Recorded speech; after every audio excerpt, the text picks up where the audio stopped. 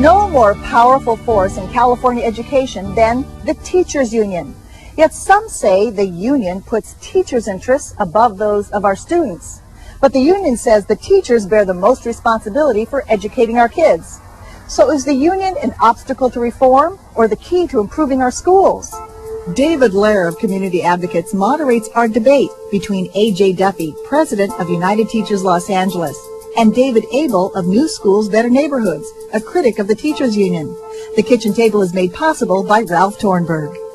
How does UTLA view school reform? How important is it on your agenda of priorities? It's our number one priority. I mean, in our new contract that we just negotiated, first time ever class size reduction, first time ever caps on balloon classes, a beginning to be fair and equitable salary, which we feel is critically important to retain the good teachers and to entice the bright young minds from college and the second and third career people.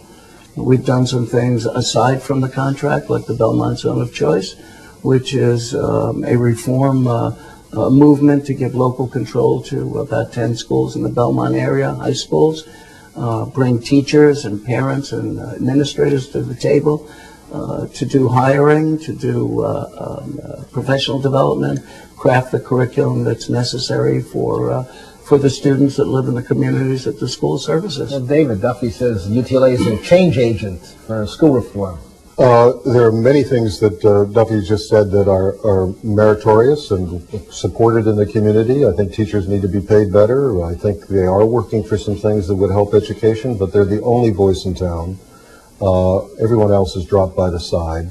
He is the most powerful person. You're talking to the equivalent, the most powerful person in LAUSD by having Duffy here, he and his union. They ought to have a voice, but they ought not to be the only voice.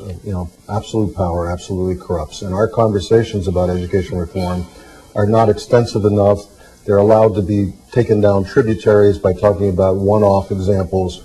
They talk about rehashing issues that most of their members agree with, but they never talk about the issues that really would drive some of their members crazy, but would be welcomed by parents, by students, by community leaders. It's a very narrow conversation. It's a very narrow. Well, you raised the Belmont Compact tonight, and I think that's a great program, but you can't explain to me why that isn't in district-wide as a policy. You can't explain to me why the charter schools, which you don't agree with, mostly for administrative convenience, you just don't want to organize school by school in a 700-mile school district, but you haven't showed me in your collective bargaining agreement you just signed, 3-year agreement, where the elements of reform that your lessons learned from those charter schools are incorporated in that contract. Because those aren't the issues that drive your members. But those issues that drive your members are health benefits, and that's why they spent $3 million in this race in the Valley over an election about health benefits. What drives my members... Is that not the key issue in that race? No, that is not the key issue. Absolutely not. The key issue is to continue driving reform. The Belmont Zone of Choice is not the only other game in town. We have an agreement about Parkman Middle School, which is an expanded school-based management school. I'm not going to go into it, but it's all about local schools. This school district has refused to reform.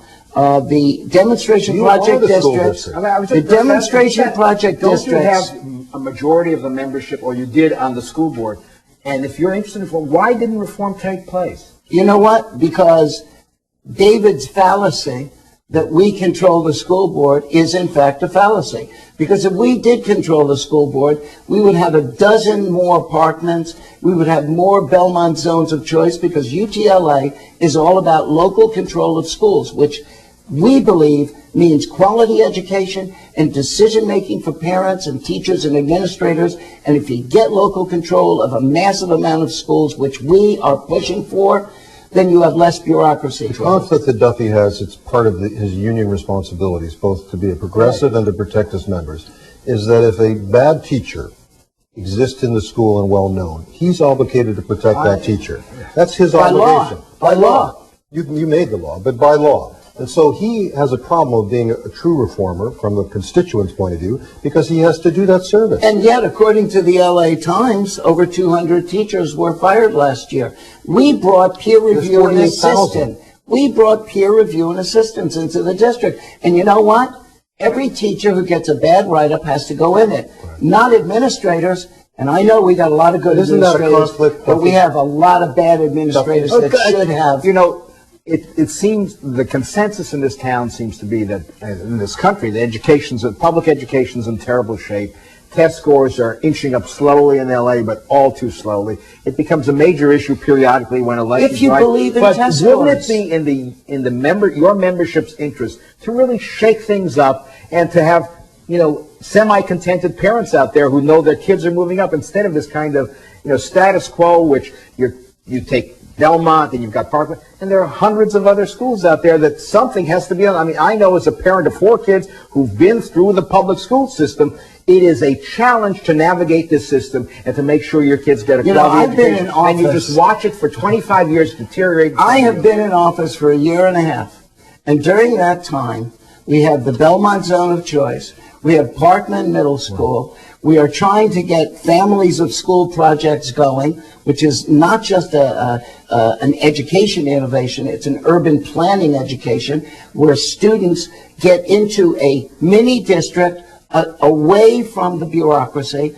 that includes early childhood ed centers, elementary, middle, high school, All meritorious. so that they Ask me can what's in the be a contract part that takes this of district David on. what is wants to know what's in happening. the contract. Contract. You just negotiated probably the most advantageous contract UTLA has negotiated in 25 years. What's in that 3-year contract that picks up on these experiments that ought to be praised? You're talking about good things in a district of 700 square miles and 900 schools. What's in that Class contract? size reduction, class size caps, and the living contract. The first time we You had didn't take brought any it, of those out of the Belmont the first, compact. You no, didn't take but any the of those out of first the charter time, schools. this district What's will this- now be able to sit down with the Duffy, union on an Duffy. ongoing basis Put down on and one of these talking points negotiate the items. contracts. Put down on the But then you'll be able to raise the issue of wages all the time. too. Wages are aside from, wages as reopeners are aside from the living contract concept. We will be at the table aside from reopeners with issues for counselors, with issues for further class size reduction. I'm going to be working with the district to go upstate and raise money for lower class Let's hope sizes. that more than and 5% per of the pupil. voters vote in the May election. That's what we need. All right, We would well, like to see that. I want to thank you both for coming today, David and Duffy. It's been a very enlightening conversation, and we appreciate it. Thank you. Thank you. Thank you, Debbie. Thank you, David.